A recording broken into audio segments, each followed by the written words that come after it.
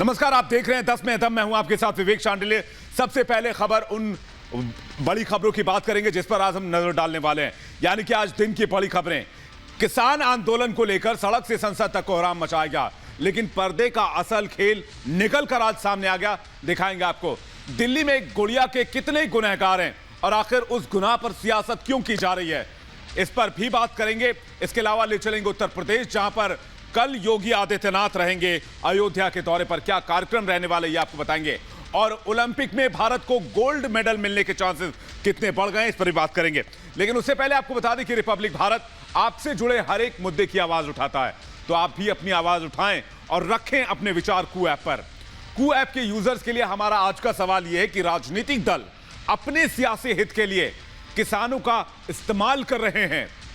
अभी डाउनलोड करें कू ऐप, रखें अपने विचार अपनी भाषा में। इस सवाल का जवाब हम आपको कार्यक्रम के अंत में दिखाएंगे। लेकिन सबसे पहले बात उस कार्यक्रम, उस सवाल की, उस खबर की जिसने पिछले लंबे समय से संसद से लेकर सड़क तक कोहराम मचा रखा था। किसान आंदोलन को लेकर हर पार्टी ने अपने हिसाब से सियासत की, लेकिन आज वही सियासत खुलकर उस वक्त सामने आ गई जब अकाली दल और कांग्रेस संसद के सामने ही आपस में भिड़ पड़े।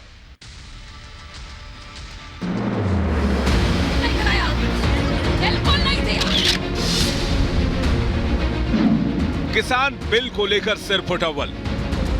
कांग्रेस सरकार बिल के पंजाब में रद्द किया।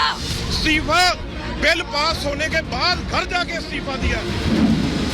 कांग्रेस अकाली दल में सरेराह तू मैं। बिल्कुल नहीं दिया। संसद के गेट पर भिड़ गए माननीय। से पूछे राहुल गांधी कहाँ थे जब किसान के बिल लाए थे। संसद में कृषि बिल किसकी वजह से पास हुआ, कौन है बिल पास होने का असल जिम्मेदार, इसे लेकर आज कांग्रेस और अकाली दल में बीच सड़क पर ठन गई।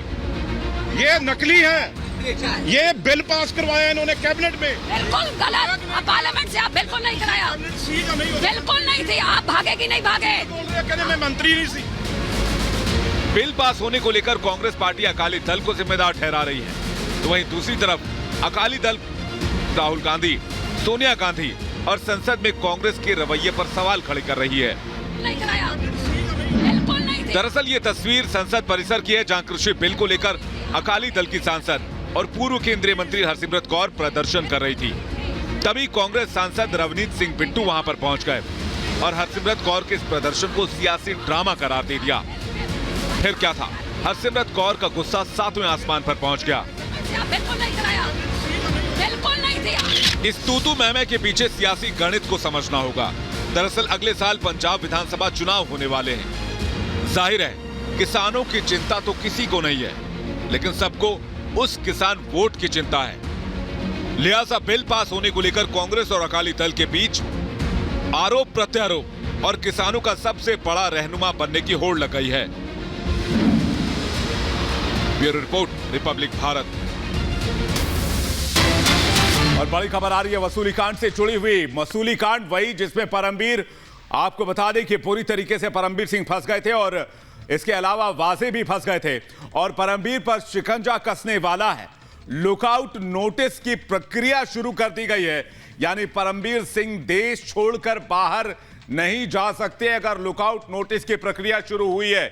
ये बड़ी खबर इस वक्त की बता रहे हैं परमबीर सिंह। मुंबई के पूर्व पुलिस कमिश्नर अलीशा हमारे साथ जुड़ रही हैं, सीधे उनके पास चलेंगे। अलीशा, क्या खबर मिल रही है? लुकआउट की नोटिस की प्रक्रिया क्यों शुरू की गई है परमबीर के खिलाफ? देखिए, न कि सिर्फ परमबीर सिंह लेकिन अन्य जो 28 लोग हैं उनके खिलाफ जो है अब लुकआउट के नोटिस की प्रक्रिया जो है वो एक तरफ अब थाने पुलिस की ओर से चल रही है। हालांकि हमने देखा कि केतन तन्ना की ओर से दिए गए कंप्लेंट पे जहां पर थाने नगर पुलिस स्टेशन पर एफआईआर दर्ज की गई थी, उसी एफआईआर में परमबीर सिंह और 28 लोगों का नाम है जो कि एक्सटॉर्शन करते हुए लिखा है। देखिए, हमने देखा कि इसमें न कि सिर्फ परमबीर सिंह लेकिन रवि पुजारी और प्रदीप शर्मा, इन सभी का नाम है। वहीं पर अब थाने पुलिस की ओर से इसी एक्सटॉर्शन केस को देखते हुए परमबीर सिंह और साथ ही 28 अन्य लोगों का जिनमें एफआईआर का नाम है, उनको ही देखते हुए लुकआउट नोटिस सर्कुलर जो है वो अभी जारी करने की प्रक्रिया में लगातार जुटी है। क्या ऐसा भी शक जताया जा रहा है कि हो सकता है कि अगर जेल से बाहर आ जाए तो हो सकता है कि देश छोड़ दें इसमें से कुछ लोग, इसलिए लुकआउट नोटिस की प्रक्रिया शुरू की गई है? देखिए बिल्कुल, जहां तक देखा जाए कि हालांकि संजय पुनामी और सुनील जैन का भी उसमें नाम है, लेकिन already marine drive police station की ओर से जो है उनको गिरफ्तार ऑलरेडी कर लिया गया है। हालांकि किसी भी वक्त थाने पुलिस भी इंतजार कर रही है कि जैसे ही उनको जुडिशियल कस्टडी में भेजा जाए उसके बाद कहीं ना कहीं पर उनकी जो कस्टडी है वो ली जाएगी इस आगे के इन्वेस्टिगेशन पर। लेकिन परमबीर सिंह हो या फिर प्रदीप शर्मा जो कि फिलहाल अब जुडिशियल कस्टडी में है, लेकिन परमबीर सिंह को लेकर लगातार जांच चल रही थी और वहीं पर अब थाने पुलिस की ओर से इन सभी 28 लोगों को जिनके ऊपर एफआईआर थाने नगर पुलिस स्टेशन पर दर्ज की गई थी और ये केतन तन्ना के दिए गए कंप्लेन को देखते हुए एफआईआर दर्ज की गई थी, उसके बाद अब दिख रहे हैं कि पुलिस लगातार सभी को ढूंढने के लिए, यानी अब लुकआउट नोटिस सर्कुलर जो है वो जारी करने की प्रक्रिया फिलहाल जुटी हुई है। यानी अब परमबीर सिंह जो है दुविधा कहीं ना कहीं पर अब जरूर बढ़ सकती है, क्योंकि जब तक परमबीर सिंह बचते हुए नजर आ रहे थे वहीं पर अब थाने पुलिस की ओर से लुकआउट नोटिस सर्कुलर जारी करने की जो प्रोसेस है वो फिलहाल चल रही है। अलीशा, कितने लोगों के खिलाफ ये लुकआउट सर्कुलर की नोटिस जारी की जा सकती है? परमबीर के साथ साथ क्या जानकारी मिल रही है आपको? देखिए, हमने देखा कि केतन तन्ना की ओर से जो पुलिस स्टेशन पर एफआईआर दर्ज की गई थी उसमें 28 लोगों का नाम है। उस 28 में से परमबीर सिंह भी है, प्रदीप शर्मा है, रवि पुजारी है, इन सभी का नाम मौजूद है और साथ ही परमबीर सिंह से जुड़े जो कि इस एक्सटॉर्शन को लेकर उस समय मौजूद थे। देखिए, केतन तन्ना की ओर से इस कंप्लेंट में साफ तौर पर बताया गया था कि केतन तन्ना से पैसा एक्सटॉर्ट करने के लिए प्रदीप शर्मा के कई ऐसे लोग थे जो कि एसोसिएट लोग थे जो उनसे पैसा जो है एक्सटॉर्ट करते हुए दिखाया गया था। और जैसी ये खबर, जैसी ही पैसे एक्सटॉर्शन किए जा रहे थे उसके बाद सबसे बड़ी बात जो है वो खुद प्रदीप शर्मा और परमबीर सिंह तक ये बात पहुंचाई जाती थी।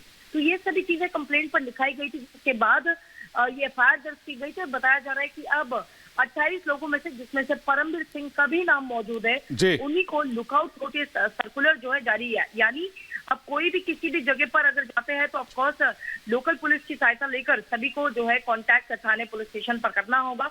वहीं पर कहीं ना कहीं कई लोगों की इसकी गिरफ्तारी भी हो सकती है। बिल्कुल। अलीशा, ये भी बताइए कि ये जो पूरा मामला है जिसमें आप बता रही हैं कि एक दो लोगों ने और शिकायत की थी, इसके बाद जाहिर तौर पर परमबीर सिंह की मुश्किलें बढ़नी तय हैं। देखिए, बिल्कुल परमबीर सिंह की जो मुश्किलें हैं वो तो बिल्कुल बढ़ेगी, क्योंकि ये परमबीर सिंह के खिलाफ चौथा एफआईआर है। हमने देखा कि पहले अकोला में जहां पर एक पुलिस ऑफिसर की ओर से, जहां पर बेनगांव गाड़गे की ओर से एक एफआईआर दर्ज की गया था, वहीं पर एक मरीन ड्राइव पुलिस स्टेशन पर भी एक बिल्डर की ओर से की गई थी, साथ ही कोपरी पुलिस स्टेशन पर, और ये चौथा जो है एफआईआर केतन तन्ना की ओर से किया गया था। इसमें न कि सिर्फ एक्सटॉर्शन केस से जुड़े हुए, लेकिन 120B यानी क्रिमिनल कॉन्स्पिरेसी, साथ ही आर्म्स एक्ट के तहत जो है ये मामला दर्ज किया गया था। यानी इसमें खुद रवि पुजारी का नाम भी मौजूद है, प्रदीप शर्मा का नाम मौजूद है, साथ ही कई ऐसे ऑफिसर जो कि परमबीर सिंह के साथ काम करते थे उन सभी का नाम जो है उनका मौजूद है। अब खुद थाने पुलिस की ओर से बताया जा रहा है कि अब उनके ऊपर लुकआउट नोटिस जारी किया जाएगा। यानी अब मुश्किलें जो है वो बढ़ती रहेगी परमबीर सिंह की, और साथ ही दूसरी ओर देखा जाए तो कई लोगों की इसकी गिरफ्तारी भी हो सकती है। अलीशा, क्या ये सिर्फ वसूली केस में है या फिर इसमें और भी केसेस? आपने कहा 4 एफआईआर हुई हैं, तो ये पूरे एक प्रोस्पेक्ट को देखते हुए या फिर सिर्फ इस केस को लेकर है? सवाल तो सिर्फ इसी केस को लेकर है, क्योंकि ये थाने पुलिस स्टेशन की ओर से की जा रही, क्योंकि ये जो चौथा एफआईआर हमने जिसके बारे में मैं जिक्र कर रही हूँ वो थाने नगर पुलिस स्टेशन पर की गई थी, और स्पेसिफिकली केतन तन्ना की ओर से जो कंप्लेंट फाइल की गई थी उसके बाद कहीं ना कहीं शासन पर अब थाने पुलिस दिखाई दे रही है, क्योंकि अब परमबीर सिंह और बाकी अन्य को ढूंढने के लिए थाने पुलिस की ओर से लुकआउट नोटिस सर्कुलर जो है वो अब जारी किया जा रहा है। यानी कोई भी किसी भी देश पर हो, किसी भी जगह पर हो, उनको ढूंढकर आकर कहीं ना कहीं पर जो है गिरफ्तारी की जाएगी। और कहीं ना कहीं पर अब परमबीर सिंह जो कि हाई कोर्ट हो या फिर सुप्रीम कोर्ट का दरवाजा लगातार खटखटाते हुए दिखाई दे रहे हैं, लेकिन ये जो एफआईआर खास तौर पर जो वसूली को लेकर उन पर केस दर्ज किए जा रहे हैं, इस पर अब परमबीर सिंह कैसे बचेंगे ये जरूर देखना होगा। लेकिन इस पूरे मामले में कहां पर 28 लोगों का नाम एफआईआर में, उनके खिलाफ ही अब लुकआउट नोटिस सर्कुलर जारी करने की जो प्रक्रिया है वो फिलहाल थाने पुलिस की ओर से जारी है। यानी कि अलीशा, इस बात से तो एक बात ये साफ तौर पर जाहिर है कि जो भी इस मामले में संलिप्त या जुड़ा हुआ पाया जाएगा, सर्कुलर ये लुकआउट नोटिस की जो इसका सर्कुलर है वो उस पर भी लागू होगा। यानी ये नेक्सस बहुत बड़ा हो सकता है, जितना अंदाजा लगाया गया है पुलिस और क्राइम ब्रांच को शक है कि इसमें कई लोग संलिप्त हो सकते हैं इंडिया वाइड, जिन पर आगे कार्रवाई हो सकती है? देखिए बिल्कुल, जहां तक हमने देखा कि अभी ये थाने पुलिस की ओर से सारी प्रक्रिया की जा रही है, वहीं दूसरी ओर कहीं ना कहीं पर अब अन्य पुलिस स्टेशन की ओर से भी की जाएगी, क्योंकि सभी जो केस है ज्यादातर एक्सटॉर्शन के केस दिखाई दे रहे हैं। फिर चाहे वो कोपरी का हो या फिर अकोला का हो, खुद जहां पर भीमराव घाड़गे की ओर से बताया गया था कि उनको जो है कहीं ना कहीं से उनसे एक्सटॉर्ट किया गया था। इतना ही नहीं, लेकिन अनूप डांगे जो कि फिलहाल अब मुंबई पुलिस में ही है, लेकिन उनकी ओर से भी उनको रीइंस्टेट किया गया था 2016 में, जहां पर एक केस में कहीं ना कहीं वो ये बता रहे कि एक फर्जी केस था, लेकिन उसी फर्जी केस को लेकर जो उनको रीइंस्टेट किया गया था, उसी रीइंस्टेट करने के लिए परमबीर सिंह के जो नजदीकी लोग हैं उनकी ओर से पैसे मांगे जा रहे थे, उनकी ओर से पैसे ऐसे जा रहे थे। तो ये सभी कंप्लेंट को कहीं ना कहीं पर महाराष्ट्र पुलिस की ओर से जांच की जाती थी, लेकिन कहीं ना कहीं पर अब थाने पुलिस की ओर से एक प्रक्रिया शुरू की गई है। जो रिसेंटली हुए केतन तन्ना जो एफआईआर दर्ज किया गया उसमें सहित 28 बिल्कुल, यानी अलीशा साफ है कि परमबीर सिंह की मुश्किलें कहीं से कम होती नहीं दिख रही और एक और मुश्किल अब बढ़ती नजर आ रही है। चलिए बात करते हैं उत्तर प्रदेश की। उत्तर प्रदेश में भव्य राम मंदिर का निर्माण किया जा रहा है, लेकिन इसके साथ ही उत्तर प्रदेश में रामलला के दर्शन की तारीख भी सामने आ गई है। जी हां, 2023 के दिसंबर महीने में राम मंदिर में आप रामलला के दर्शन कर पाएंगे।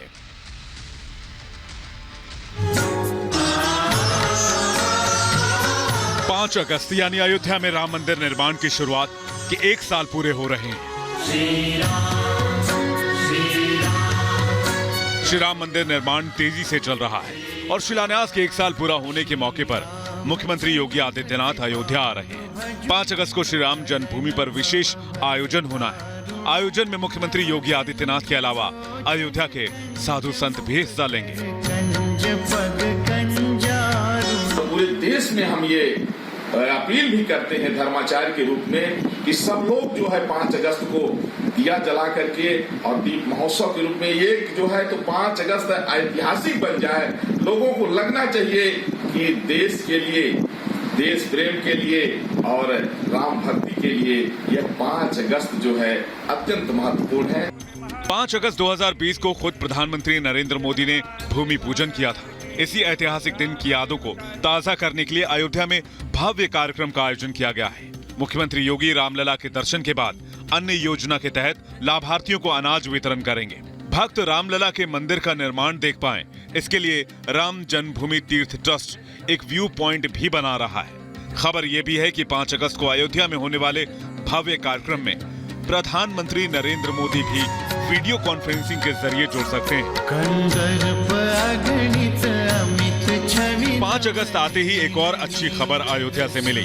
राम मंदिर में श्रद्धालु दिसंबर 2023 से ही पूजा शुरू कर सकेंगे और पूरे परिसर का निर्माण 2025 तक ही पूरा कर लिया जाएगा, जिसमें म्यूजियम, डिजिटल आर्काइव और एक रिसर्च सेंटर भी शामिल है।